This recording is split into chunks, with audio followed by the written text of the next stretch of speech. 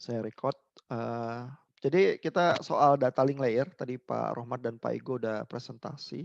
Terima kasih ya. Jadi udah sebagian besar dari materi ARQ kita tadi udah tunjukkan dan dijelaskan ya. Nah, ini, lecture note saya yang baru nanti saya upload ya ke Learn, menggantikan yang udah agak lama itu yang ada di Learn. Ini saya mulai dengan beberapa kalimat penjelasan ya. Ada layanan yang connectionless itu yang Bapak-bapak udah berkenalan bahkan di chapter 1 Garcia ya. Itu yang dikenal tidak ada metode atau mekanisme untuk setup connection ya. Jadi, kalau yang connectionless ya transmit-transmit aja begitu ya. Dan pada koneksi yang semacam itu nggak ada ACK ya, terserah, datanya diterima atau enggak di sebelah sono ya, saya nggak peduli, saya transmit lagi gitu ya. Nah, jadi yang connectionless ini, cenderung nggak melakukan error control atau flow control ya, pokoknya transmit sebisanya. Kalau data hilang, tidak ada usaha sama sekali untuk retransmisi ya. Jadi kalau hilang dipasrahin aja gitu ya. Nah, layanan semacam ini walaupun kayaknya aneh ya, tapi sebenarnya ada tetap cocok ya untuk jaringan katakanlah yang jaringannya errornya rendah banget ya. Jadi, kebanyakan data yang ditransmit ya nggak hilang gitu ya, dan kalaupun hilang mungkin aplikasinya nggak apa-apa gitu ya. Jadi, aplikasi layer yang di atas itu lebih sensitif terhadap delay daripada data yang hilang. Ya misalnya, yang tipikal sekali adalah ini video streaming ya. Kalau video streaming, kalau saya buffering, terus delay, terus lama gitu ya, saya tuh lebih marah dibanding daripada kalau video itu ada yang hilang dikit ya, terus tapi lanjut lagi, gitu misalnya ya. Jadi data hilang tuh kalau video streaming cenderung nggak apa-apa, tapi jangan dia melakukan error control, flow control terus lama, terus buffering, terus, layar saya frozen gitu ya. Nah sehingga untuk aplikasi-aplikasi yang kayak gitu connectionless nggak apa-apa. Nah tapi, itu tadi Pak Igo bilang ya, ada aplikasi yang nggak bisa tuh, asal transmit gitu aja ya, perlu quality of service. Nah, untuk bisa memberikan QoS ya istilahnya itu perlu ada jaminan-jaminan ya, jaminan yang biasanya dibuat kriterianya untuk QoS misalnya adalah tingkat error ya, probabilitas error. Error saya maunya rendah gitu ya, atau seberapa rendah yang masih boleh ya. Lalu juga, probabilitas kehilangan data ya, lalu yang lain yang sering dibuat kriteria juga adalah soal delay. Ya, misalnya untuk yang tipikal ya, delay itu nggak boleh panjang, itu adalah kalau speech communication ya. Kalau orang teleponan, terus delay, dan delaynya lama, maka akan terjadi halo effect.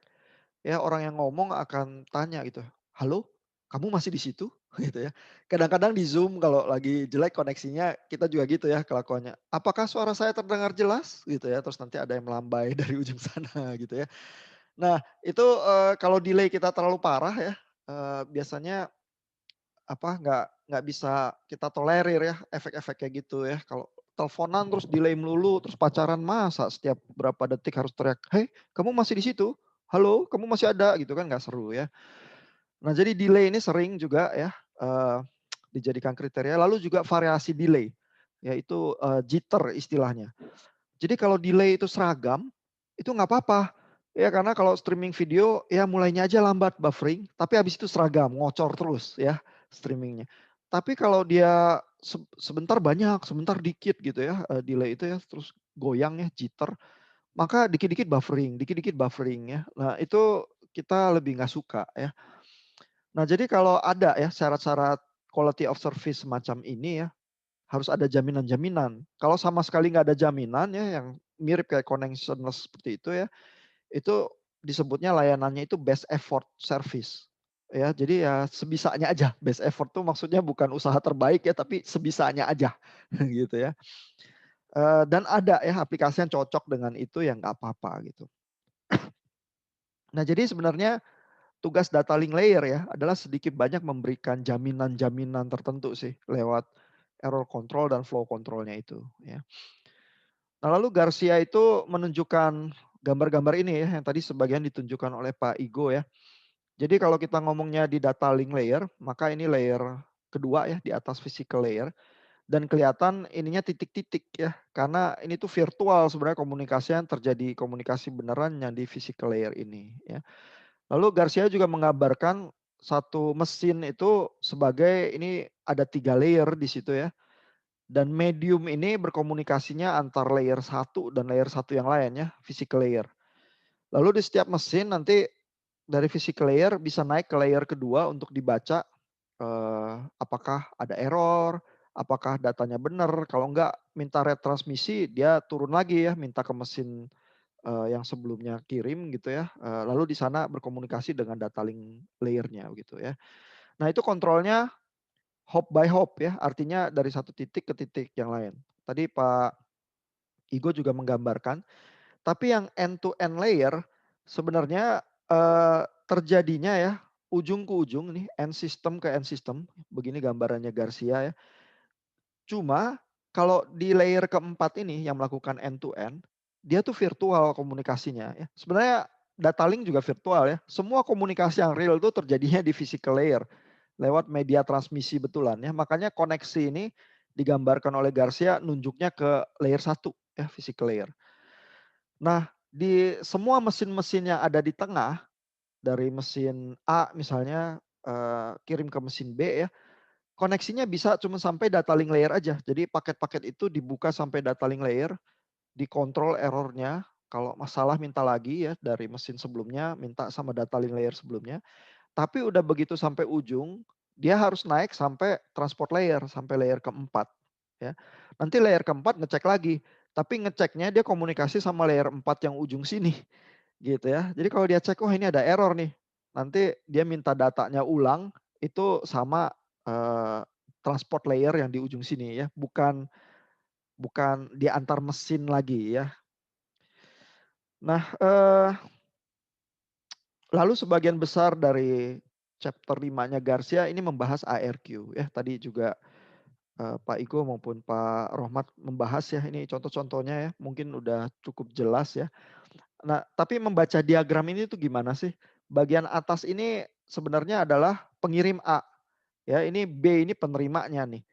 Ya jadi gambarnya gitu ya, ini time time diagram makin ke kanan time itu jalan gitu ya. Nah lalu kalau frame 0 dikirim, supaya A itu tahu bahwa, udah nyampe frame 0-nya, dia kirim acknowledgement. Ya karena ini kan, bukan connectionless, ini connection oriented nih. Ini ada kualitasnya yang dijaga ya. Jadi si A itu nunggu sampai acknowledgement-nya itu nyampe, dia baru kirim frame berikutnya.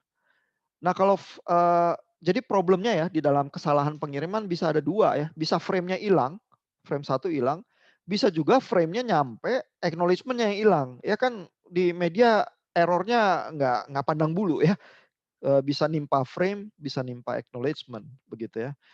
Nah, jadi kalau frame-nya hilang, ya dia nunggu tuh, kok nggak ada acknowledgement-nya ya. Tapi kapan-kapan, ada time out-nya, begitu time out nggak ada, dia akan berkesimpulan, ya sudah, ini entah frame-nya hilang atau acknowledgement-nya hilang, saya kirim lagi saja. Ya, begitu ada acknowledgement untuk frame satu ya aman, berarti sekarang bisa lanjut ke frame 2. Ya tapi tunggu-tungguan ini memang jadi nggak efisien, ya. Jadi karena harus tunggu dulu ya, yang satu udah di-acknowledge, baru boleh kirim yang berikutnya. Terus, problem tuh bisa terjadi ya, kalau misalnya acknowledgement-nya hilang ya, tapi sebenarnya dia nunggu time out nanti dia kirim frame satu lagi ya. Nah problem itu terjadinya kalau seperti ini ya, bisa ada ambiguitas ya karena, misalnya ini kirim frame 0 ya, terus di acknowledgement. Ya tapi time out-nya di A ini di-set-nya terlalu pendek. Ya acknowledgement-nya nyampe sih, cuma nyampenya telat. Jadi si A pikir, acknowledgement-nya hilang, ya jadi dia kirim lagi frame 0-nya. Nah terus frame 0-nya keterima 2 kali dong di B gitu ya. Ini nggak boleh keterima 2 kali itu karena kalau nggak bisa dibedakan ya, nanti waktu disusun ulang frame-nya di layer yang lebih tinggi ya, itu jadi salah datanya.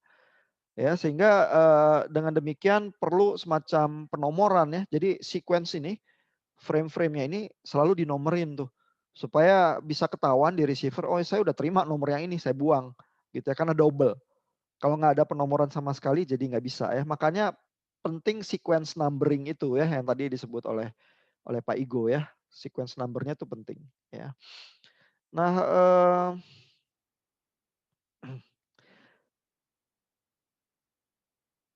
ya ini ada mekanisme sequence numberingnya ya. Jadi ada batas untuk panjang bit yang digunakan untuk sequence number pada setiap data frame dan ACK. Ya jadi sequence numbernya bisa naik naik naik terus tapi nanti ada batasnya ya. Namun begitu Garcia menunjukkan bahwa dengan transmitter mengingat sequence number yang terakhir ya sequence last dan repeater menggunakan R-next ya untuk menandai sequence number dari data yang ditunggu, maka satu bit saja sudah cukup untuk menjaga flow data dengan benar karena transmitter dan receiver akan beroperasi dengan mengingat matriks yaitu sequence number yang terakhir dan sequence number yang berikutnya yang ditunggu gitu ya. Jadi yang diingat tuh sepasang. Saya yang terakhir berapa, yang ditunggu berapa gitu sehingga nggak salah ya waktu menyusun ulang datanya ya. Jadi pada posisi sequence terakhir 1 dan R next-nya 0, maka transmitter akan terus menunggu ACK dari frame nomor 1 sebelum masuk ke state 1,1 gitu ya. Ini ada penjelasannya ya. Jadi sequence numbering ada tekniknya juga supaya nggak ambigu ya. Nah untuk channel dengan delay propagasi yang rendah ya. Jadi kalau channelnya itu bandwidth-nya gede terus cepet, delay-nya kecil ya. Stop and wait itu nggak apa-apa ya. Karena nunggunya juga nggak terlalu lama kok ya. Nah tapi kalau jalur transmisi saya jelek ya, delay-nya gede ya. Nah ARQ yang stop and wait ini suffer. Ya jadi terlampau tidak efisien karena setiap kali tunggu acknowledgement-nya dalam baru bisa kirim lagi ya. Nah jadi ini ada gambar 511 ya.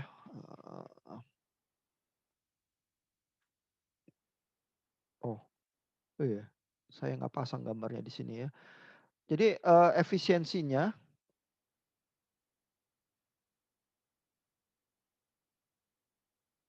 sebentar. Ini bisa dicek di bukunya sih ya, saya tulis halamannya juga. Ada kemungkinan tuh gambar yang ini ya, efisiensi ini ya. Ini di buku edisi 2 gambar 524 nih ya. Jadi performance-nya ARQ di sini kan digambarkan ya, tadi Pak Igo juga jelasin dikit ya. Ini ada yang stop and wait 100, ada yang stop and wait 10 ya. Kita lihat yang stop and wait dia gambarkan ada 2 ya. Yang stop and wait 10 itu yang kotak, yang tengah ini, lalu stop and wait 100 itu yang oh sorry, yang buletan ini di bawah ya. Stop and wait jadi efisiensinya rendah banget ya.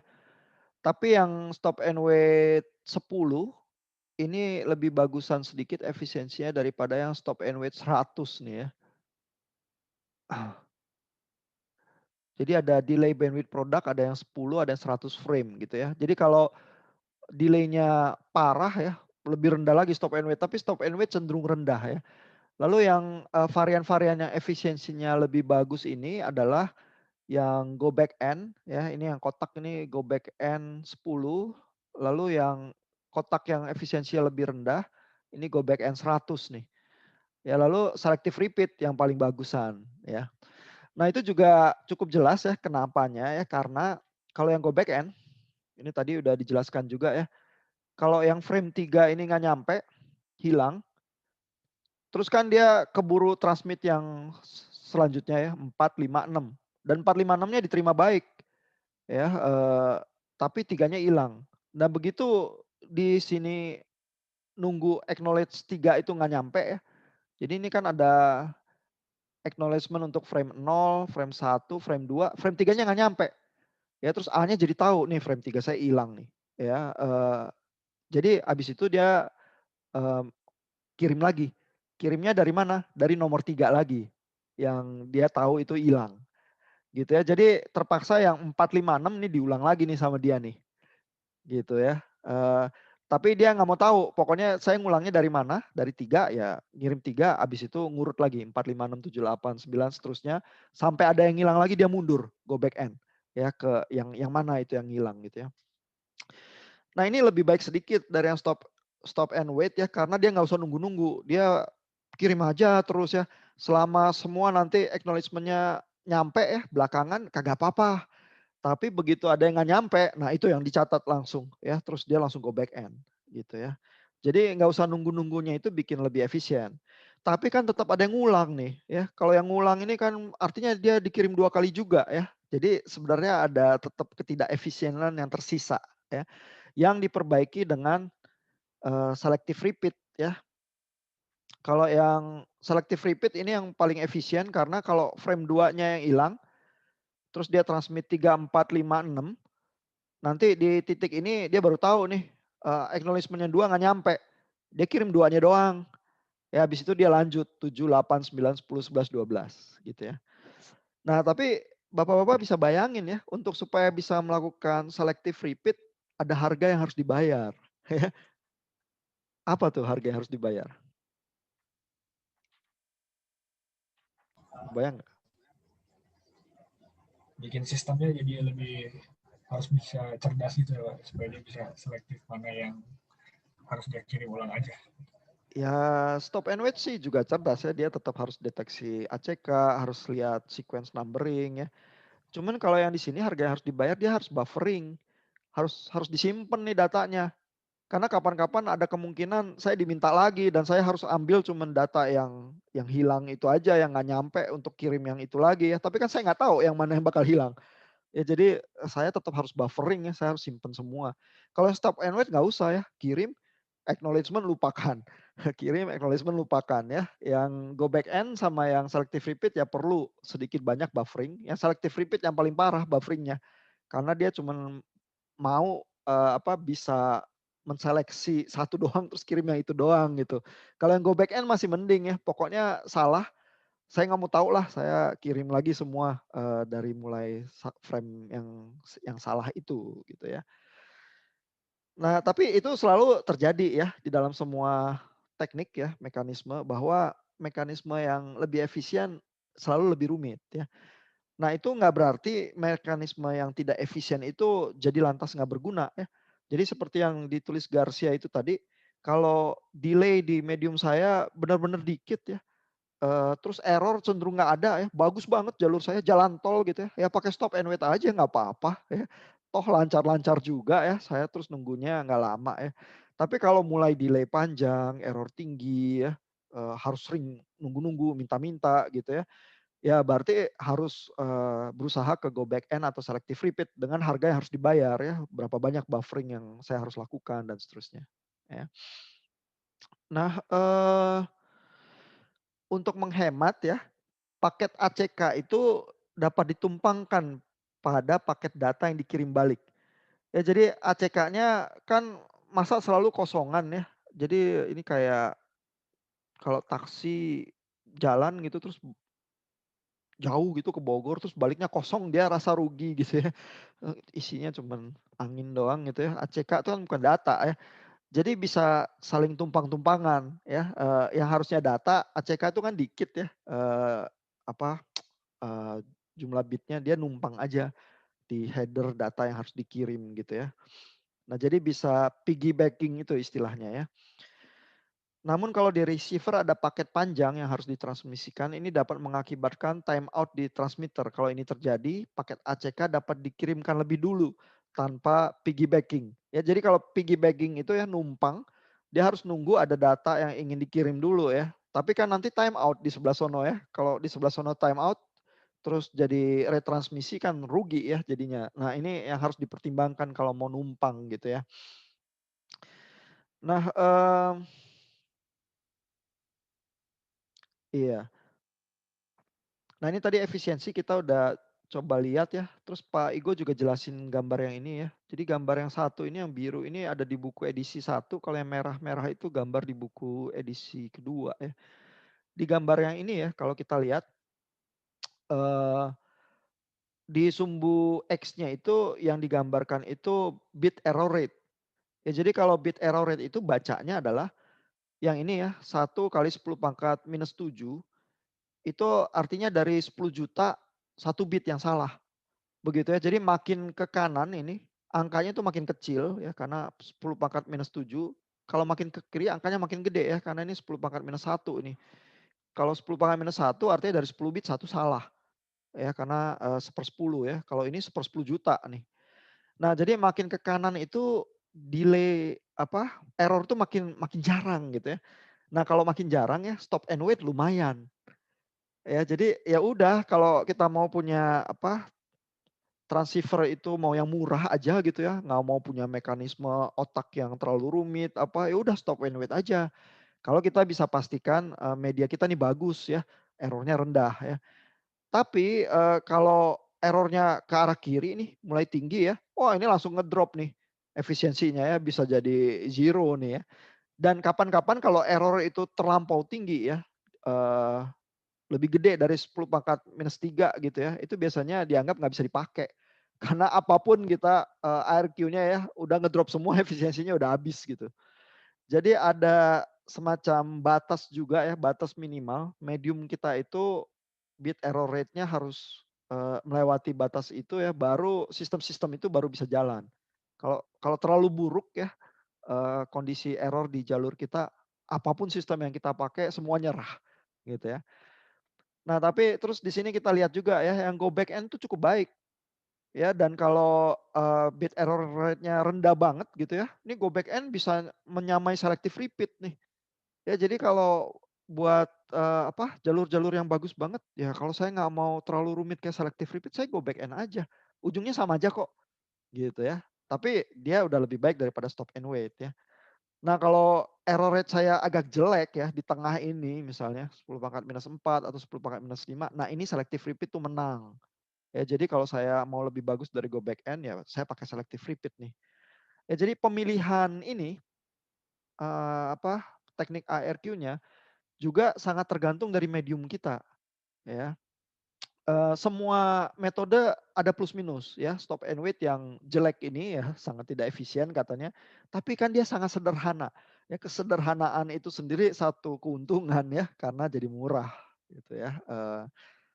Nah jadi ini soal pilihan sih ya, dan di dalam hidup sebagai engineer kita selalu memilih.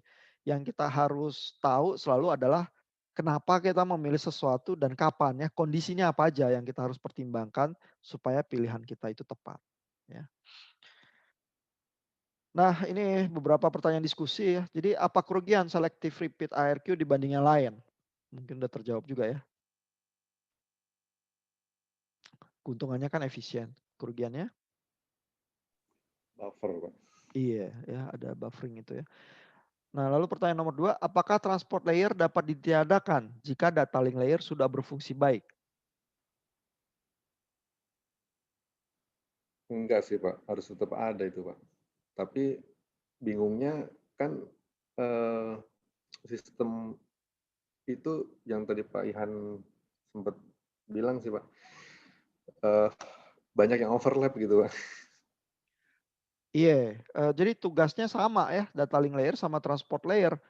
Cuman bedanya cuman satu, yang data link layer itu hop to hop ke mesin di sebelahnya, yang transport layer itu end to end ke mesin di ujungnya, gitu ya.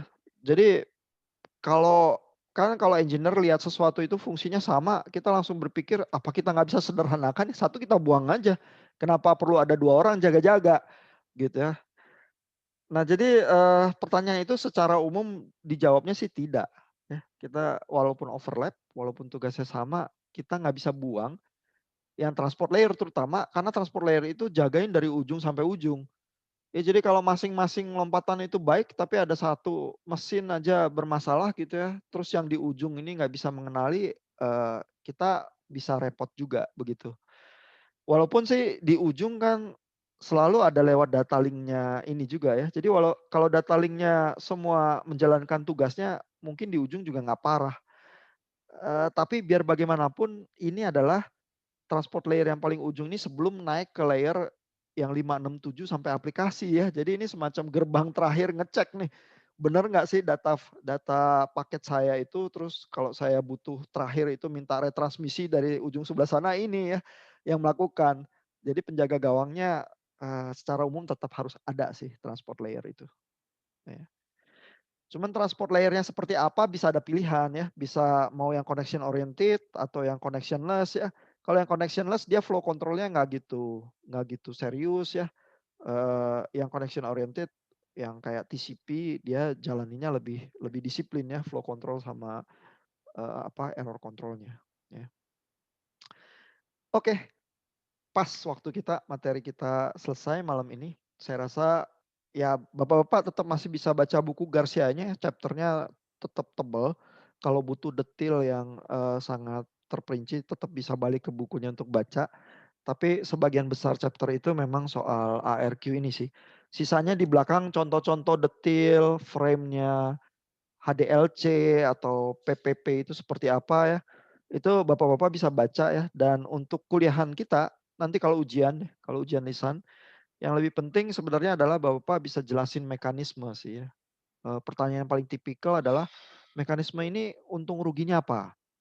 Gitu ya, karena itu, choice yang kita harus selalu pilih ya sebagai engineer ya. Jadi jelasin mekanismenya, ini cara kerjanya gimana, lalu untung ruginya apa, ya. Kalau, menghafal data frame itu isinya apa aja, itu nggak usah lah. Toh kalau bapak-bapak jadi engineer nanti juga buka buku sih, terus lihat, checking ya, baca referensi juga kalau harus bekerja dengan data frame tertentu, ya. Oke, ada pertanyaan, ada komentar? Silakan. Satu aja Pak, Iya, Pak. di setiap layer itu sudah terjadi redundancy belum sih Pak sebenarnya? Ada. Redundancy itu maksudnya apa, Pak? Maksudnya kayak tadi itu Pak, kan tadi kalau yang mesin yang Pak Ihan tunjukin kan ada 3 gambar tuh. 1, 2, 3, terus ada alfa, beta. Nah, itu terjadi redundancy nggak sih dengan misalkan kalau saya tambahin satu lagi tuh yang gamanya di situ Pak. Nah, end system-nya itu dia semua terkoneksi nggak tuh Pak? Kan A, B, sama C kan itu terkoneksi di itu Pak, di layer satunya itu semua terkoneksi. Mungkin virtualnya di layer 2-nya mereka semua terkoneksi. Nah, Hmm. di layer yang lainnya pun apakah seperti itu gitu? Jadi kita ingin kembali ya, OSI layer ini tuh modeling ya, sebenarnya di setiap mesin berarti ada mekanisme atau teknologi tertentu yang jalan dan melakukan tugasnya di physical layer tertentu, di data link layer tertentu ya, tapi lapisan ini, kue lapis ini sebenarnya, konseptual juga ya. Ini adalah model di dalam pikiran kita yang kita pakai. Dan memang data itu mengalir dari setiap layer yang di bawah ke layer yang di atas. Setiap mesin itu, eee, typically sama, pakai model cara berpikir yang sama, jumlah layernya yang bisa berbeda ya. Karena kalau mesin yang ada di tengah, itu dia biasanya, tidak dipakai oleh end user ya. End user makainya di ujung-ujung sini nih. Nanti kalau ada gamma yang ketiga dia connect juga ke jaringan awan ini juga di ujung begitu ya. Mesin yang di tengah ini misalnya typically router ya, atau gateway atau, server atau apa ya. Nah mereka itu melewatkan data, tapi yang mereka typically harus bisa lakukan adalah sampai layer 3 nih, karena baca IP address nanti. Ya, karena tugasnya network layer, nanti kita belajar di chapter 7 mulai ya, network layer, itu dia harus tahu ya kalau di dalam jaringan itu jalannya ada beberapa menuju satu destinasi tertentu, dia harus tahu paketnya mesti dilempar kemana. Ya jadi mau nggak mau dia harus baca IP address supaya dia tahu, destinasinya di mana, terus jalan apa aja yang bisa dipakai untuk mencapai destinasi itu, karena dia harus pilih jalan tugasnya. Makanya Garcia gambar mesin yang di tengah ini typically sampai layer 3 karena tugasnya dia untuk cari jalan.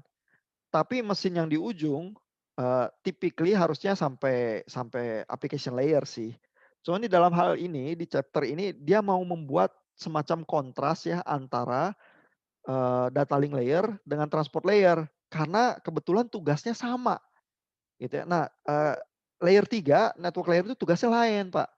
Jadi network, IP layer ini, internet protocol, ini nggak peduli sama connection. nggak peduli sama ARQ, nggak peduli sama error control. Pokoknya dia tugasnya cuma buka paket, baca address, lempar lagi ke bawah gitu ya. Karena saya udah tahu jalannya yang mana gitu. Perkara paketnya error apa terserah, itu urusan layer yang lain untuk ngurus gitu. Jadi ini bagi-bagi tugas. Cuman kebetulan layer 2 sama layer 4 tugasnya sama, sehingga Garcia itu terpaksa menjelaskan kayak gini ya. Layer 4 tuh dari end to end, layer 2 itu hop to hop ya. Gitu sih Pak. Mudah-mudahan menjelaskan ya. Thank you, Pak. Oke. Ada pertanyaan lain, komentar lain?